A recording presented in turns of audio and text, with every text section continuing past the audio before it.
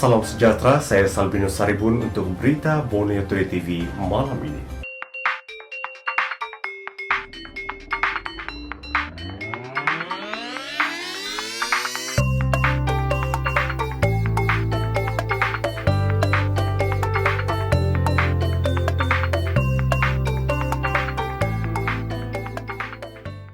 Tindakan dua adun APCO keluar parti bukanlah sesuatu yang mengejutkan. Ketua Penerangan Parti Warisan Sabah Datuk Dr. Yusof Yaakob berkata, keputusan dua adun Pertubuhan Kinabalu Progresif Bersatu APCO keluar parti hari ini bukanlah sesuatu yang mengejutkan. Beliau yang juga Menteri Pelajaran dan Inovasi berkata, adun Kuala Penyu Datuk Limus Juri dan adun Sugut Datuk James Ratib mempunyai kepentingan tertentu. Datuk Limus mempunyai kaitan dengan sebuah syarikat Perwira Progresif Sendirian Berhad yang mendapat kontrak pembinaan lebuh rayapan Borneo Sabah berjumlah 385 juta ringgit. Manakala Datuk James Ratib adalah antara kontraktor yang mendapat manfaat daripada Kementerian Kemajuan Luar Bandar dan Wilayah. Justru tindakan mereka keluar parti adalah demi kepentingan diri masing-masing dan bukan untuk rakyat. Katanya atas sebab itulah mereka sekali lagi berpaling tadah dan dalam keadaan terpaksa menyokong Perikatan Nasional PN. Alasan kedua-dua wakil rakyat itu kononnya mereka beralih sokongan demi rakyat serta hilang kepercayaan kepada Presiden APCO hanyalah satu retorik untuk meletakkan kesalahan di bahu orang lain dan melepaskan diri daripada kecaman pengikut dan pengundi. Mereka juga memberi alasan mahu memperbaiki hubungan dengan Kerajaan Persekutuan.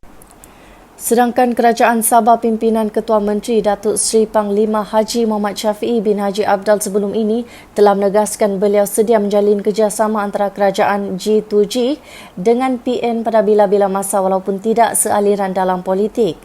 Tegasnya semua wakil rakyat Kerajaan Sabah juga telah menyatakan sokongan kepada Ketua Menteri untuk terus mentadbir negeri dan menuntut hak-hak Sabah daripada Kerajaan Persekutuan. Walaupun ramai wakil rakyat diberi pelbagai tawaran lumayan untuk beralih sokongan dan Kerajaan Sabah dicabar dengan pelbagai tekanan menerusi institusi Kerajaan Persekutuan, prinsip perjuangan dan maruah Sabah akan terus dipertahankan. Ini bukan masanya untuk Sabah terus ditekan dan dibuli oleh parti dari Semenanjung. Datuk Dr. Yusof berkeyakinan penuh semua adun Kerajaan Sabah kekal setia dan menjaga kredibiliti mereka. Dalam keadaan sekarang ini, kerajaan PN di peringkat persekutuan pun tidak stabil dan boleh bertukar pada bila-bila masa. Kerajaan Sabah masih kukuh dengan 2/3 majoriti di Dewan Undangan Negeri Sabah biarpun dua adun APCO bertindak keluar parti hari ini. Naib Presiden Parti Warisan Sabah Datuk Jun Suang berkata, pada masa ini Kerajaan Sabah masih memiliki 41 kerusi daripada keseluruhan 60 kerusi DUN tidak termasuk 5 adun dilantik. Manakala pembangkang hanya mempunyai 19 kerusi termasuk 2 adun Pertubuhan Kinabalu Progresif Bersatu APCO yang meninggalkan parti itu bermula hari ini. Jelasnya kerajaan masih mempunyai kuasa untuk adun dilantik, katanya, dalam satu kenyataan hari ini.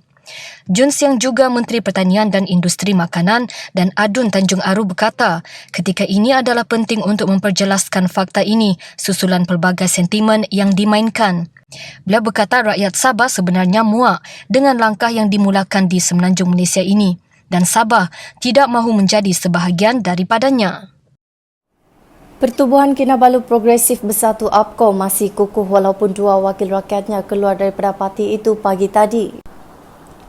Presiden APCO merangkap timbalan Ketua Menteri Datuk Seri Panglima Wilfred Madius Tangau berkata, APCO akan terus memainkan peranan yang penting sebagai rakan kongsi dalam Kerajaan Sabah. Beliau berkata pucuk pimpinan parti menghormati keputusan mereka untuk meninggalkan APCO seperti yang diumumkan. Dalam satu kenyataan, Madius berkata bagaimanapun ketika ini APCO belum mendapat apa-apa pemberitahuan secara rasmi atau bertulis. Apa yang jelas katanya, APCO tidaklah terjejas sangat setelah menghubungi pemimpin parti di lapangan. Namun beliau akan mengadakan satu mesyuarat tergempar Majlis Tertinggi APCO dalam masa terdekat. Datuk Dr. Jeffrey Kitingan dikecam kerana cuba menghasut kononnya politik di negeri ini tidak stabil dan menuduh Ketua Menteri menggunakan kaedah samseng untuk menghalang ahli Dewan Undangan Negeri Kerajaan daripada menyertai Perikatan Nasional. Bendahari Agung Parti Warisan Sabah Terence Siambun berkata, Ketua Menteri bertindak betul dengan memberi amaran kepada mereka yang ingin menimbulkan ketidakstabilan politik negeri. Ini kerana ianya boleh menyebabkan kesan serius kepada ekonomi di Sabah. Tegasnya, Ketua Menteri mempunyai tanggungjawab untuk memastikan kestabilan bukan saja untuk kepentingan rakyat Sabah, tetapi juga untuk komuniti perniagaan dan pelabur asing yang bekerjasama melalui pelbagai kementerian dan agensi yang diurus oleh Warisan, PH dan APCO. Menurut Siambun, sebarang usaha untuk mewujudkan ketidakstabilan politik mesti dihalang dan dalangnya mesti diberi amaran. Ini kerana jika gagal, ia akan menjejaskan keyakinan para pelabur di mana ada yang mungkin menjauhkan diri dari Sabah dan mencari tempat yang lebih stabil untuk melabur. Ketua Menteri katanya wajar memberi amaran kepada sesiapa sahaja yang mahu mewujudkan ketidakstabilan politik di negeri ini kerana beliau masih mempunyai kepercayaan majoriti para adun. Dua ahli Dewan Undangan Negeri Adun Pertubuhan Kinabalu Progresif Bersatu APCO mengumumkan keluar parti untuk menjadi wakil rakyat bebas yang menyokong Perikatan Nasional. Tindakan Adun Sugud Datuk James Ratib dan Adun Kuala Penyu Datuk Limus Juri itu sekaligus menjawab teka-teki ketiadaan kelibat mereka berdua di Majlis Perjumpaan Ketua Menteri bersama Adun dan Ahli Parlimen Kerajaan Sabah. Majlis perjumpaan itu diadakan di Pusat Pentadbiran Negeri Sabah, Kota Kinabalu pada 11 Jun lalu. Limus turut memegang jawatan Naib Presiden APCO dan Ketua APCO bahagian Beaufort. Manakala James adalah ahli Majlis Tertinggi APCO. Mereka mengumumkan keluar parti dan meletak jawatan dan keahlian dalam APCO berkuat kuasa serta-merta. Apabila pergolakan politik yang berlaku baru-baru ini, Kerajaan Warisan Sabah turut mengambil keputusan untuk tidak bersama-sama dengan Kerajaan Pusat, pimpinan yang amat berhormat Tan Sri Muhyiddin Yassin, iaitu Kerajaan Perikatan Nasional ataupun PN. Maka dengan itu, setelah memikirkan secara mendalam dan rasional, langkah terbaik yang perlu saya buat adalah meninggalkan Parti APCO serta Kerajaan Warisan dan menjadi adun bebas yang bekerjasama dengan Kerajaan Perikatan Nasional demi kebaikan dan kemajuan kawasan saya, iaitu di kawasan Sugut Paitan. Langkah terbaik yang perlu saya buat adalah meninggalkan Parti APCO demi kebaikan dan kemajuan dan masa depan rakyat dan di kawasan saya.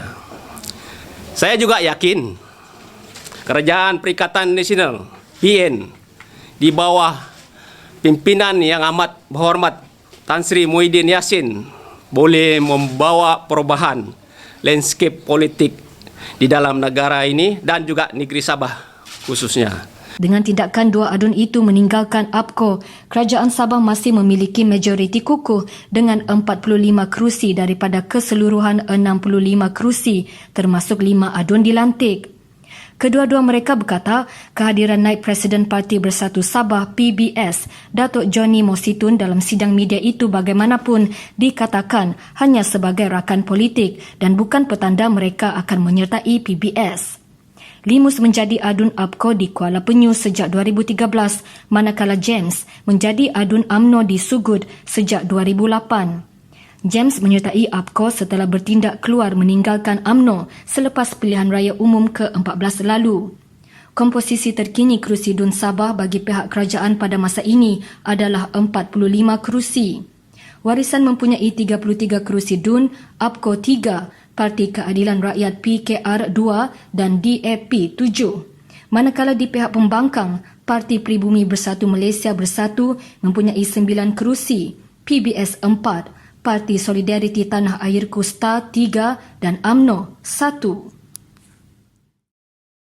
Sementara itu, bekas Presiden Persatuan Undang-Undang Sabah, Brandon Keith Su memberi penjelasan mengenai proses undang-undang bagaimana seorang Ketua Menteri dilantik dan kedudukan DUN oleh Yang di-Pertuan Negeri.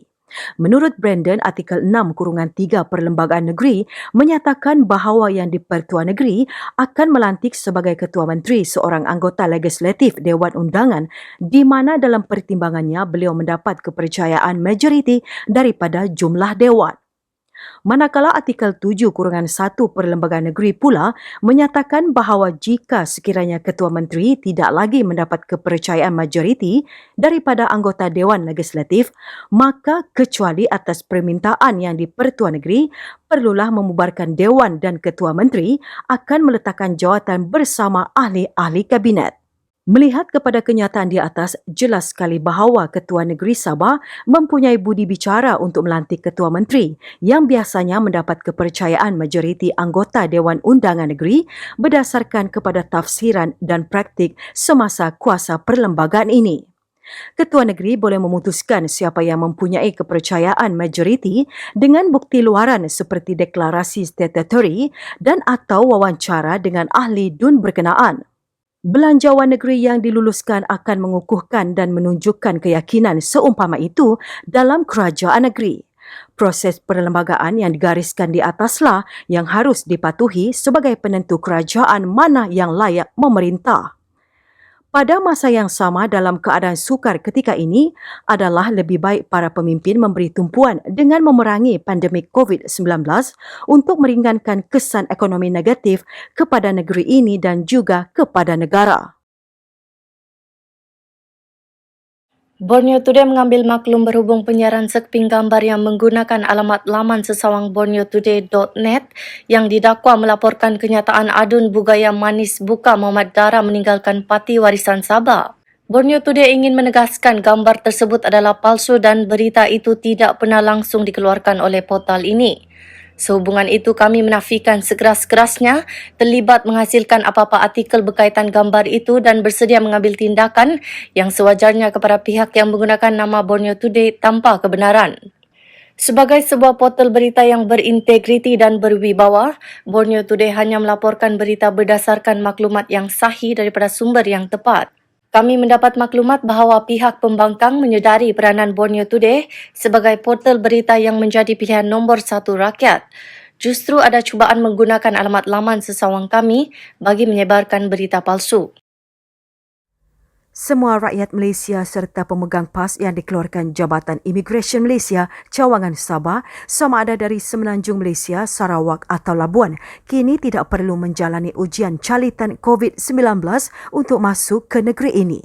Ketua Menteri dalam satu kenyataan hari ini berkata, mereka hanya perlu mengisi borang pengisytiharan kesihatan dan mematuhi prosedur operasi standard SOP Jabatan Kesihatan Negeri Sabah JKNS. Ketua Menteri berkata pada masa sama, JKNS akan sentiasa memantau dan melakukan penilaian risiko kepada semua orang yang masuk ke negeri Sabah. Suruhanjaya Pencegahan Rasuah Malaysia SPRM mendakwa Peguam Michael Perseus Ubu atas 3 pertuduhan pecah amanah dan pengubahan wang haram. Pertuduhan itu membabitkan sebidang tanah pihak berkuasa Kemajuan Pekebun Kecil Perusahaan Getah RISDA di Tongot yang bernilai RM19,505,400. Michael, 64 tahun, mengaku tidak bersalah ke atas ketiga-tiga pertuduhan itu selepas dibacakan di hadapan Hakim Mahkamah Session Abu Bakar Manat. Suspek dibenarkan ikat jamin sebanyak RM1 juta dengan 2 penjamin.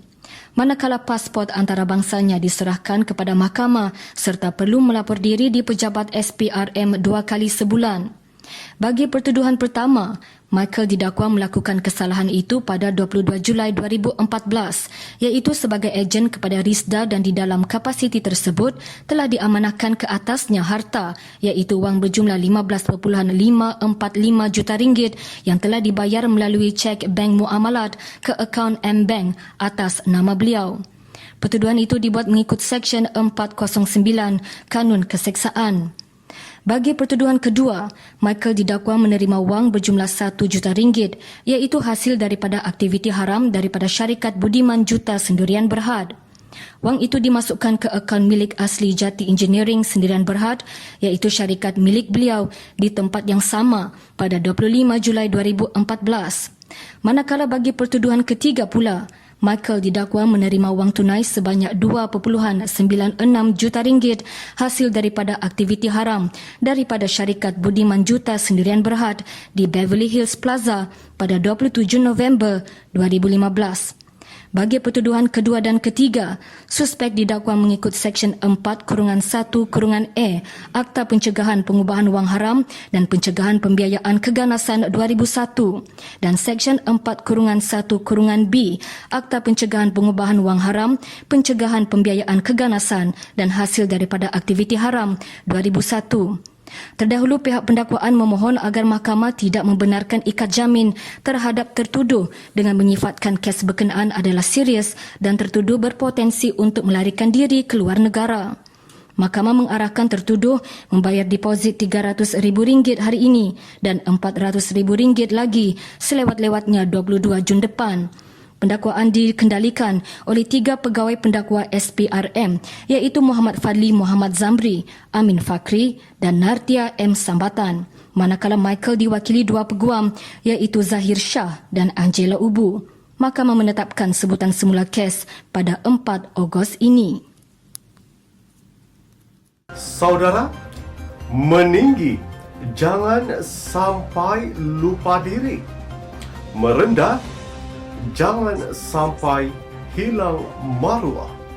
Salbinus Saribun, Berita TV.